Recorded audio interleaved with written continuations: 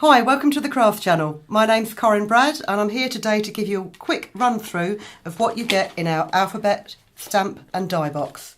So we'll just open the box. Inside you've got a great set of alphabet dies. There are all 26 letters plus 10 numbers. I won't take them out of the packet, but you can see they're all individual thin dies. We've got that. You've also got 10 envelopes, you've got 10 card blanks, you have a great set of alphabet stamps, these are really cool, and a multicoloured stamp ink pad. Let me just put the box to one side. Now the good thing about this ink pad that I've discovered is with your stamps, I'll just put them on the white background here so you can see what I'm doing. What you'll need to do is you will need to cut these stamps down because they are on a strip, but the ink pad is just about the width of the letter, so you can do multicoloured lettering really, really easily. And I'm just going to show you how to make a really quick card with a pack that I've already opened.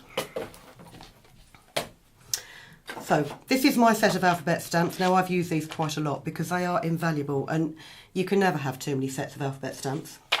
This is a piece of plain white paper and you will need to provide yourself with an acrylic block, but something as small as this will be fine. You don't need a huge acrylic block. I tend to start backwards. I've had this conversation with people before. Because I'm left-handed, I'm always very conscious of smudging my work. If you're right-handed, you probably won't have to work the way that I do. But sometimes it's quite nice to work backwards because you can also then, I find it's easier to space my lettering. So I'm just going to do a card and I'm just going to do it in red. Oh, that wasn't a very good stamp. Me doing it in a hurry.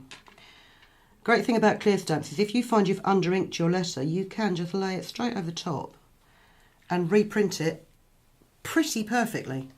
It won't be perfect every time, believe me. And there's nothing worse when you've stamped out a whole sentence and then the last penultimate letter that you do goes out really badly. So that's my first line. You'll be surprised. You'll see what the message is in a minute. So then what you can do is you can more or less judge where the centre of your line is, which is about here. I'm going to make a very, very faint pencil mark. If you know how many letters you've then got in your next word along, you can judge it. Now I'm going to put chin. Now chin will have an I in it, which is very narrow. So the left hand of the letter, no, the right hand of the letter will be slightly narrower than the left hand. So if I put my H in, and you're all sitting there now thinking, what on earth is she talking about? Rather than putting that H to the left of that dot, I'm just going to put it on that dot. Because it's a wide letter compared with the letter I, that, oh, couldn't find it for a minute then. It's because my alphabet's back to front. Compared to that I is just very slightly narrower. And then if you put your N here, that's a bit on the wonk. Oh, C. And you'll see here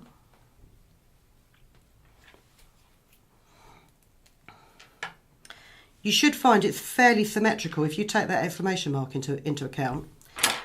So if you continue to do your message and then trim it down, what you will end up with is a little message like this, which is perfectly symmetrical. Oh, another little tip before I put this away. Before you trim your paper up, it's always a good idea to get a piece of scrap paper, rub over the top of it, just to remove any excess ink. Because if you're in a hurry, you'll smudge it and you'll have to start all over again. And it's annoying. So, let's put that to one side. Let's put that to that side. Really quick card. Card blank. Couple of pieces of gingham ribbon, and I've put self-adhesive tape on the double-sided tape on the back of these. This panel of card is A6. If you line it up on a straight edge on your cutting mat, and let's just put one there. And we'll leave a little gap and we'll put one there. And this is a much neater way of putting ribbon on your card. Oh, this tape is so good, I've stuck it to the cutting mat. Flip it over. So all your raw ends will be enclosed when you fix this to your card blank, like so.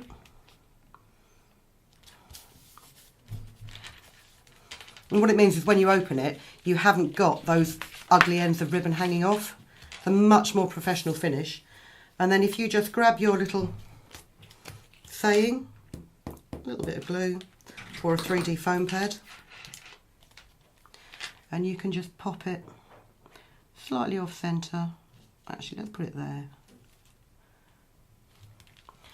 And with an alphabet stamp set, what it means is you can make a card for any occasion. If you've got a private joke between friends or a particular person with a peculiar name, you can make a greeting that is really personal to them using this. And here Colette Smith has made a nice little card here. This is a hello card, which is just, say, the same phrase stamped over and over again, and it makes quite a nice background. But then also in the kit, you've got these die sets, like the number and letter die sets. So here's a nice card that Colette has made with happy birthday cut out in black and then multiple numbers. So if you've got someone and you have no idea how old they are and they're quite embarrassed about their age, you can just put loads of numbers on there and one of them might be right.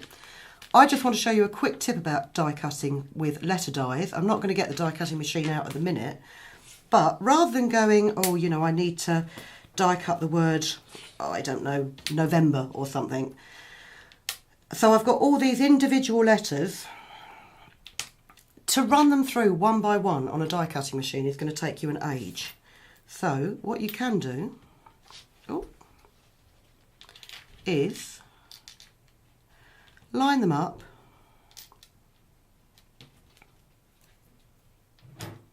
I won't do the whole of November, it would take far too long. Get yourself a little bit of washi tape. And I use washi tape because washi tape is really thin, so it's not going to make any effect on your die cutting machine or the shims on your die cutting machine.